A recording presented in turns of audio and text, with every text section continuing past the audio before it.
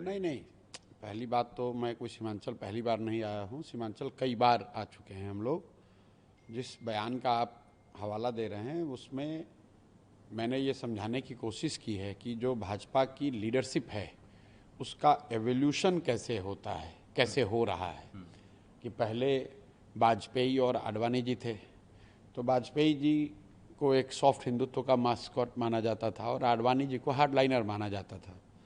आज के तारीख में अगर आडवाणी जी और मोदी जी की तुलना करेंगे तो जो लोग मोदी जी जो आडवाणी जी को हार्डलाइनर मानते थे वो आज उनको सॉफ्ट मानेंगे मोदी जी के मुकाबले।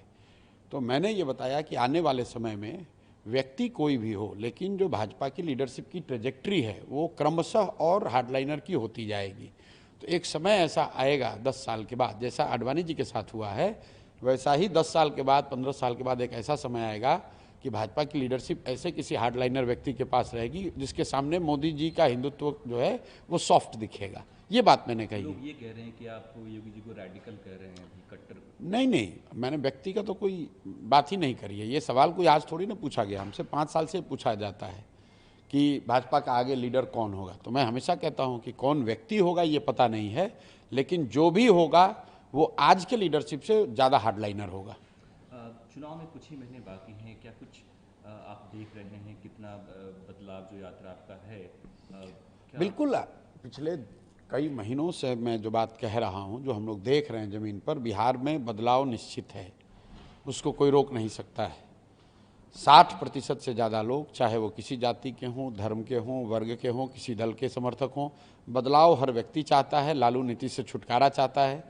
30-35 साल से जो व्यवस्था चली आ रही है, लोग उससे आगे बढ़कर एक ऐसी व्यवस्था चाहते हैं जिसमें जाति, धर्म, नाली गली, 5 किलो अनाज से ऊपर उठकर यहाँ बिहार में भी शिक्षा, रोजगार की बात हो, पलायन रोकने की बात हो, तो वो स्पष्ट है। अब अगले 1-1.5 महीनों में चुनाव तक जनता को इतना ही निर्णय लेना है कि जब वो बदलाव करने जा रहे हैं तो बदलाव के उनके पास 2 विकल्प हैं।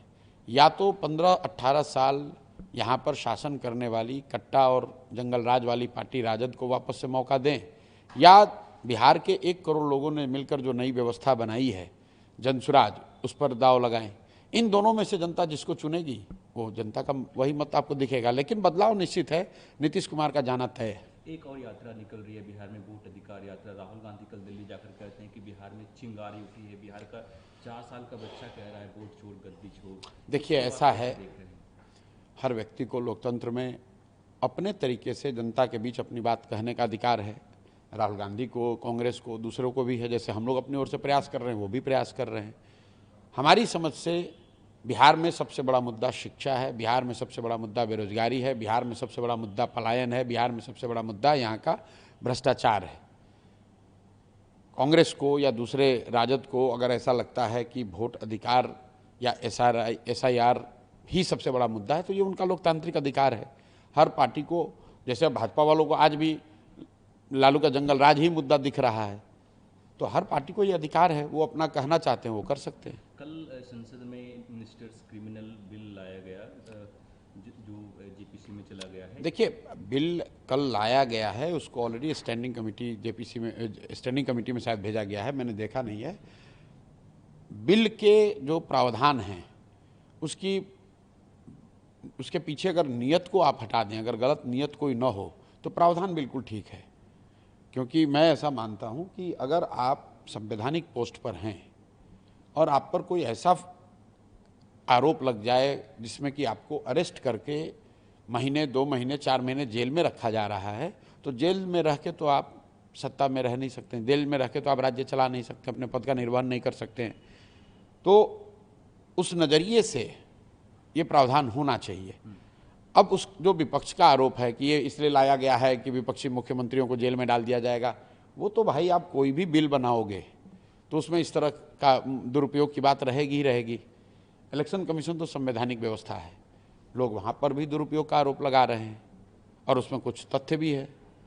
तो कोई भी व्यवस्था बने, कोई भी कानून बने, उसका दुरुपयोग तो हो ही सकता है।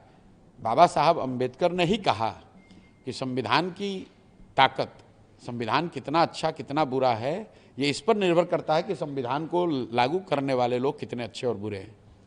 तेजस्वी यादव तो कह रहे हैं कि ये जो बिल लाया गया है कहीं ना कहीं चंद्रबाबू नायडू और नीतीश कुमार को ब्लैकमेल करके सत्ता में बने रहने के लिए अब भाई देखिए, ऐसा है, तेजस्वी यादव को राजनीति की ज़्यादा समझ है, हमको उतनी समझ है नहीं। हम जो बात समझते हैं, मुझे लगता है कि पद पर रहने वाले व्यक्ति को अगर कन्विक्शन हो जाए और वो जेल चला जाए तो उसको पद छोड़ देना चाहिए। तेजस्वी यादव के पिताजी खुद लालू यादव जब जेल गए थे तो उन्होंने भी अपना मुख्यमंत्री का पद छोड़ दिया था। क्यों छोड़ा था? तब तो जेल से ही रह के आप चला सकते थे लालू जी, क्यों छोड़ा था? तो समय के अनुसार आप अपना स्टैंड बदल नहीं सकते हैं बिना किसी वजह के। मेरी अपनी समझ है कि बिल के प्रावधान में कुछ गलती नहीं है, उसके नियत पर लोग सवाल उठा रहे हैं कि कल होकर सत्ताधारी दल इसका मिसयूज कर सकती है। तो अभी बिल तो बना नहीं है, बिल स्टैंडिंग कमेटी में गया है, उसमें जो सेफगार्ड्स बनाए जाने चाहिए वो सेफगार्ड बना दिए जाएं।